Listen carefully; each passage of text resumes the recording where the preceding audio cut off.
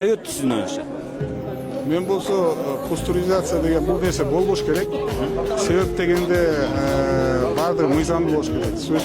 Соттун чечими менен болуш керек. Мен ойлойм, бүгүнкү күндө Садыр Нуркожоевич ошонун баарын ордордун алып келе атат депчи. Токтодубу? Мынау ташип кеткенден кийин токтодубу ушул маселе?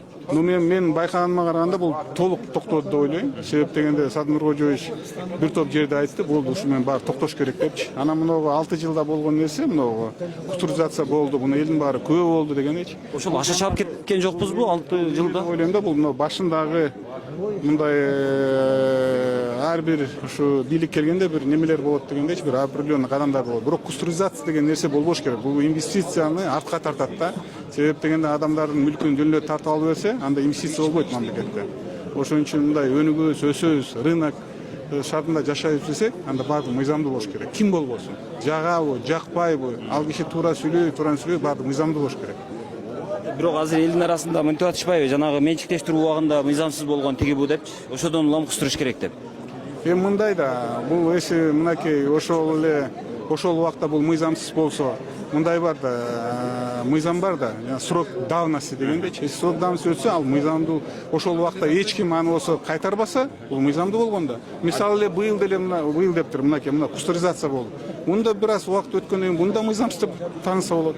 Анда биз ушинтип эле артка кайтып эле жүрө беребиз. Буну мындайды баракча жабып, буну баракча жабып туруп алда кетишибиз керек да. Өнүгүп өсөбүз десек, бул ошол убакта болгон нерсе деп жаап алда кетишибиз керек. Анан кийин бу жерде эми ар бир мүлктүн өзүнүн немеси бар го дейм. Мисалы бирөөлөр заводдорду алып туруп, ал заводко эч нерсе кылбаса, аны өнүктүрбөсө, анда жөн эле жаткан болсо, аны болсо сөзсүз мамлекет ага суроо бериш керек да. Бул болсо мыйзам шартында приватизация болгон, сен мынча инвестиция жасайм дегенсиң, мынча. Аны мыйзам туруп сотко берип кайра кайтарса болот. Аны жөн эле сен мага жакпай калдың, мындай болду деп тартып алган болбойт да. Себеп дегенде көп эле ошол заводдордун ордуна көп мүлк курулган. 5-чи, 6-чы, 7-чи хозяин келди дегендей. Анын баарын карап туруп, ошо мыйзамдуу болуш керек да баары. Осмон акын мырза, саламатсызбы? Кандайсыз? Уруксат берсеңиз, мен сизге эми бир суроо берсем. Себеби? Кандайсыз, жакшысызбы? Экөөңүздөр тең эми баягы азыр баягы кустуризация деген тема болуп атпайбы? Кече болуп өттү, анан ошонун баардыгын ошол сиздер иштеп турган маалда Акаевдин доорун алып барып такап атышат да. Мыйзамсыз менчиктештирилген, ошон үчүн депчи. Барыңыздар бир жерге чогулуп калгандан улам эми кайсы боюнча сурап атасыз? Мен кустуризация боюнча. Мыйзамсыз менчиктештирилген, ошон үчүн кустуруп атабыз деп кече Ташиевдин маалында кустурушту. Бирок ошол нерсе мыйзамдуубу, мыйзамсыз? Дегенде кустуризациядан это уже незаконно. Законго туура келбейт. Кустуризация деген жок. Баары закондогу статья менен жасалыш керек. Анан кустуризация деген болбойт. Негизи не деген термин? Негизи ошол маалда менчиктештирүү өзү канчалык мыйзамдуу болгон азыр? Бул менчиктештирүү мыйзамдуу, мисалы реформа деген болгон. Реформа болгондо жерди элге таратылган, анан жанагы мамлекеттик ишканалар, чарбалар ошол эле иштеген элге таратылган. Так что ал өзүнчө тарыхый этап. Аны азыр эми 30 жылдан кийин ары деген болбойт. Ал бул кереги жок. Бирок ошондой болду да, эми анын кесепети кандай болот сиздин оюңузча? Баары кайра чыгып отурганда эмне анда эч качан бүтпөйт. Бул тарых. Аны кереги жок. Менин оюмча бул аны бар чыгып отурган законсуз, мыйзамсыз болсо аны ордуна келтириш керек. Анан жалпы реформа деген нерсени кайра караганда болбойт. Ташиев убагында ошонун баардыгы мыйзамсыз деп чыкты да. Ой, койчойн эле. Саламатсызбы? Бир жол.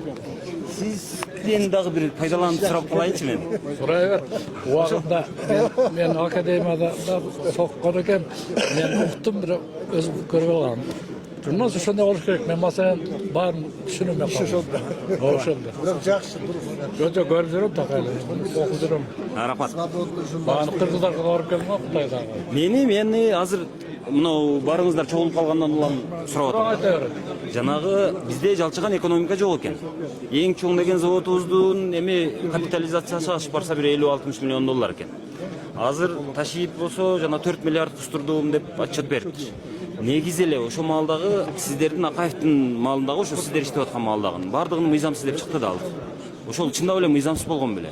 Азыр негиздүүбү, негизсизби өзү? Сиз Осмон акын туура айтты, мен кошулам. Ал объективдүү бүт дүйнөдө базар экономикасы өткөндө ол менчиктештирүү болот. Мамлекеттен мүлктү ажыратуу. Мурда баары мамлекетте болгон да.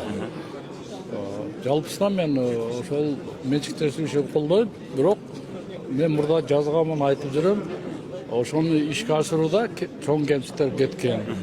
Биринчиден элде акча да жок болду, анда жана сен айткандай чоң ишканаларда сатып алган. Ошон үчүн жанагындай купон, тиги бул деп мен өкүнгөнүм калыс болбой калган. Ошону айтып да жүрөм. Ошол маалда дагы колумда барлар, ошол завод, фабриканын ээлери, колхоз, совхоздордун чоңдору өздөрү эле туугандарына алып кеткен да, элге тегиз болбой калган. Кече Ташиев ошону тарыхый адилеттүүлүктү ордуна келтирдиби? Кайра казып. Жок, андай болгон жок. Анда дагы баары тандамал болду. Жасаганда баарына бирдей бош этип алды. Эми мунун кесепети кандай болот сиздин оюңузча?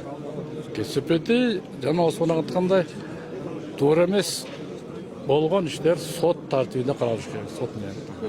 Эми бардык нерсе сот менен чечилиш керек да. Жөн бар эле жумуштаган мен чегесин көстүрүш ал Конституцияга мыйзамга турат. Конституцияда жазган да. Жеке менчик ал ыйык, кол тийгиз деп. Корголот деп. Корголот деп. Конституция жазылып турбайбы?